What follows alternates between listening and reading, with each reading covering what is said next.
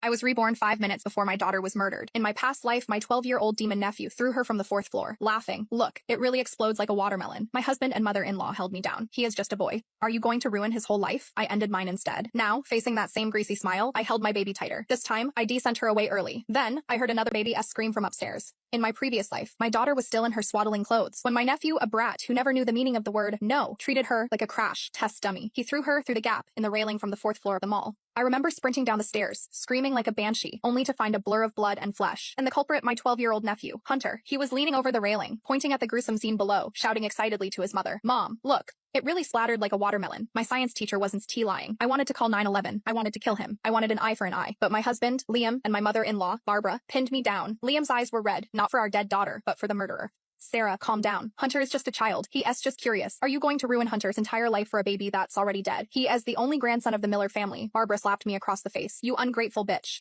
You couldn't even watch your own kid, and now you want to blame Hunter. He is 12. What does he know about life and death? You want to call the cops on your own nephew. How can you be so venomous? Locked in the house, drowning in despair and resentment, I eventually made a choice in that darkness that I can never take back. But when I opened my eyes, I heard that familiar chaotic noise. The shrill, demonic voice pierced my eardrums. Aunt Sarah, bring the little brat out so I can play. I want to see if I can lift her over my head. I shuddered and bolted upright. I was back in the lavish living room of the Miller estate. The walls were decked out in gold and silver balloons. Today was Barbara's 60th birthday jubilee. It was today, the exact day from my past life. In that timeline, Hunter had snatched my daughter from her stroller while I was in the bathroom, took her to the third-floor terrace, and tossed her like a bag of trash. I looked at the face in front of me, young, but twisted with a malicious, greedy energy. Hunter was holding a half-eaten buffalo wing, grease smeared all over his mouth, staring hungrily at the bundle in my arms. Hate, hot as magma, rolled through my chest, but I forced myself to freeze. Exploding now would just get me labeled as hysterical. It wouldn't save anyone. I took a deep breath, whipped out my iPhone, and dialed my best friend. Rachel, are you at the gate? Good, listen to me. I have an emergency. I am feeling sick. Take the baby. Take her to your place immediately. Do not open the door for anyone who calls you. Go, now. Hanging up. I lied to the room about grabbing a package from the porch and sprinted out of the villa. Rachel's SUV had just pulled up. My hands were shaking as I shoved my sleeping daughter into her arms. Drive, get her out of here. Dawn, let anyone from my family see her tonight. Watching Rachel's taillights disappear down the driveway, the white knuckle grip I had on my dress finally loosened. As long as my daughter wasn't here, let's see what these animals would do. Composing myself, I turned around, my face a mask of indifference, and walked back into the villa.